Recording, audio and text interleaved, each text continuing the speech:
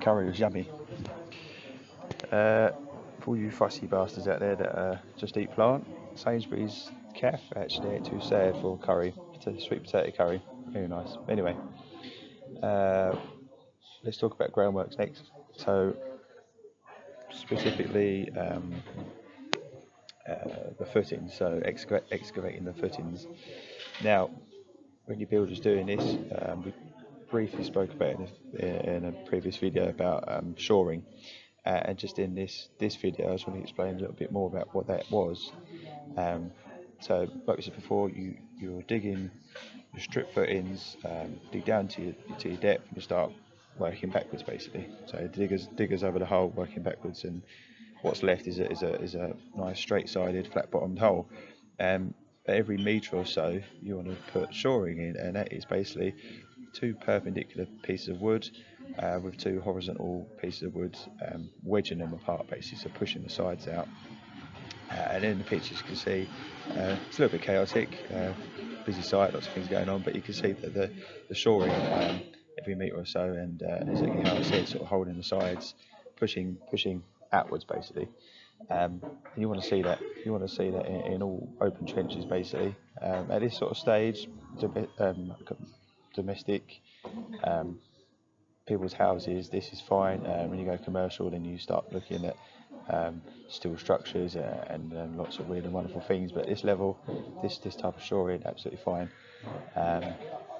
Again, we said before about the corners. If the footing's ever going to cave in, it'll be on the corners. So make sure definitely you've got shoring on either side of that corner basically. Make sure it doesn't go, because it's a ball ache. If it goes, you've got to then try and form the corner again with ply, or if you don't do that, then you'll end up using those concrete trying to fill that corner in. So let's try and avoid that.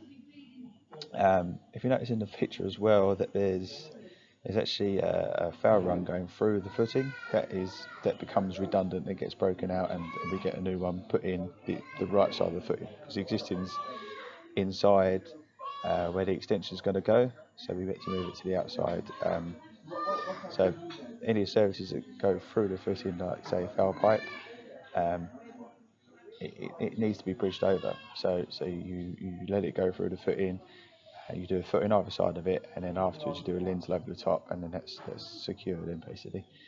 Gas and water, as long as it's deep enough, generally is okay to leave in there if you have to, but ideally you want to see it moved if possible. But inspectors do allow it from time to time, so you've got both options. But ideally, get it moved, be the best bet. That's it for footings, I guess. And then obviously once it's all checked and passed off by the inspector, and then it gets filled up with concrete, and it'll be filled up in a way of a lorry will probably come to site, whether it be like a big drum lorry that spins, or it might be